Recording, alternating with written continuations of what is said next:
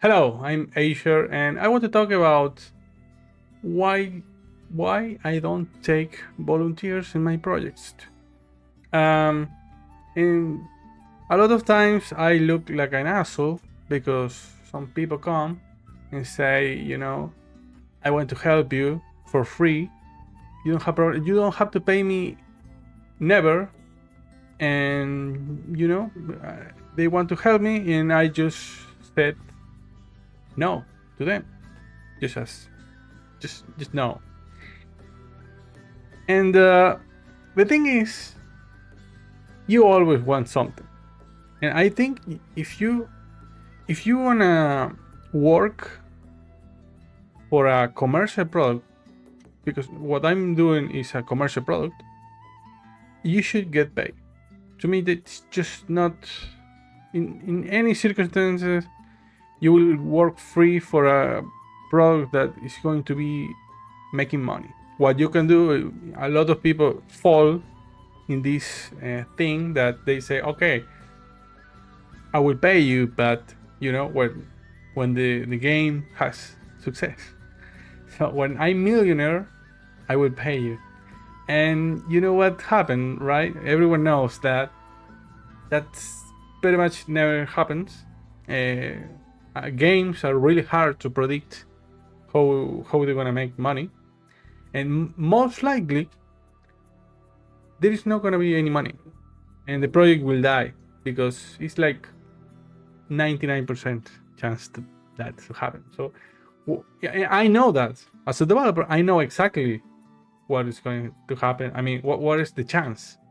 I mean, of course, I want to succeed, of course, like everyone, but I try to keep it real. Don't be delusional that you need a lot of work. Even when you release your game, you need to, keep it in and see what kind of players want to play your game. Go out and find them. So it is a lot of work, and maybe will not succeed in that. That person that I promised that this game will make money and I will pay, I will just destroy that promise, and maybe I will get a bad relationship with this person that worked for free for me with some promised. So I want to corner myself in a position that I want to be I have to be an asshole and say, okay, or maybe I make money with the game, but I need to spend it in other things because music or something. Yeah, in my case, a lot of musicians come to me with that proposal. Musicians are really, they have a hard time. I know it, but okay, they came on with this idea that they want to practice, and there is a place to practice. They can go to game jams, and they can make music for a game, a small game in short period of time, so they don't really wasting too much time working for free. So another things, let's say I accept this guy to make music because the most common thing is the music. So what happens if he work his ass in this music and then they come with something that I don't like it? Maybe it's horrible what he's doing, and probably is the first time they make music for a game, or he doesn't have experience because he's doing it for free. Of course, he's not gonna have a lot of experience with that. So there is a high chance to he make some crap, and I will have to say to this guy, make it a game or something like that. He's doing this for free, so it is. I think it's a horrible position for me because if I'm paying the guy, okay. I mean, I don't feel bad if I have to ask rework of something to someone who I'm paying for. So another thing very important is that when you make games, a lot of time you have to hurry up. You have some deadline. I need I need this song next week. And that's a lot of pressure for someone who's working for free. And I know that. I don't want to ask someone that kind of thing for someone who is working for free. I think it is really unfair to have that. And if he, have a job because, he's not making a living of that because he's working for free, it's just a horrible situation. And another thing, more things, is that this person probably doesn't have a portfolio, or because that's what he wants to do. He wants to make, something to show to others so he can charge maybe for the job. But how I know that he's not using AI to make the music? And if he does that, or they using other guy music, I mean, let's say he used some royalty-free music from YouTube or something like that, and that will be a huge problem. Someone, let's say a YouTuber, play your game, and he can get copyright for the music. That will be a really bad thing. I mean, I prefer to don't have music instead of that.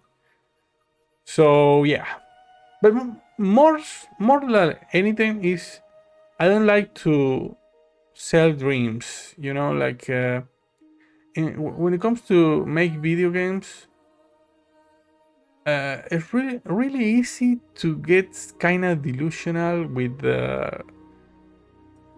you fall in love with your projects. So more when you're don't have experience, and you make this, let's say you made a song and it took you like 2 weeks, so you have some investment in this thing you made, and then you start to think, maybe this is the best thing ever, and then you're gonna strike with the reality that no one cares. I mean, video game environment is really harsh. It's really hard in that aspect because I throw a game in Steam and I'm competing with, I'm in the same, in the same universe that huge AAA games. So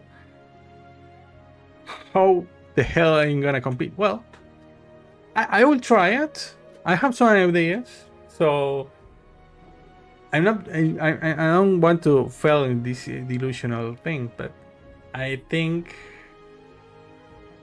if I know that I have to fight for every player. That's my strategy. My strategy is convince every single person, convince it that my game is cool and they should be, thinking about it. So another thing, maybe it doesn't have to do with volunteers, but I don't like too much Kickstart because I don't have money to make games. And to my how I take that is I don't take it like an excuse. You don't have money. I think you can make games. Well, put it on Steam. It costs $100. To me, it's a lot, but it's not impossible to get. I mean, you make an effort and you can put it there. The thing is,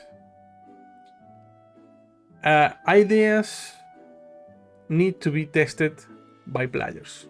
That's my thing. I think even because you see videos about developers, they talk about, yes, you have to test your game. You make the game and you send it to your friends, your family to test it. That testing is shit. People, your family and friends, will not be real with you, and you will say, please be hard, so they will elaborate too much about the game, and they will come out with some random thing that is not really what an actual player will like. So the only way to test the game is to throw it to the actually people that doesn't know you. They don't trust you, and that is the real feedback. People will be hard with you, and that's when you can learn. So that's what I will do. I've been doing that. I've been throwing projects to people that I don't know, and sometimes they are really, they don't even play the game. That's the thing. Sometimes they see, a screenshot and say, "Fuck, I'm not gonna play that." That's the feedback. If the game doesn't look fun in the upside, they just not gonna play it. That's it. And your family and friends, they don't gonna do that. They're gonna try the game. They maybe finish the game and then they will tell you something. When people, real people, they don't gonna finish the game. They're just gonna maybe they just enter the game. They see it. They see how the character moves, and they just take off. They don't like the game. So that's kind of the feedback I need. I want, because that's the most important thing. And try to keep it real. Keep, the real reviews affect you. Consume that. Don't block it. Don't block people that hate you. And a game I made, I mean, I'm out of topic here, but I made a game a long time ago, and a lot of people didn't really play the game because it looked bad, or I don't know. I throw it in a Facebook page so people can say whatever they want, and a lot of people say, "Hey, I don't want to play this," because what it is it wasn't in Steam. It was a website, so they don't like a website. So I think in Steam, a game being on Steam is really, really cool. I think it's a really huge advantage, because most of the games I made are in itch.io, and when you link someone a link itch.io game, they think it's, I don't know, a virus or something. They don't like it at all. They don't trust that site. People trust Steam.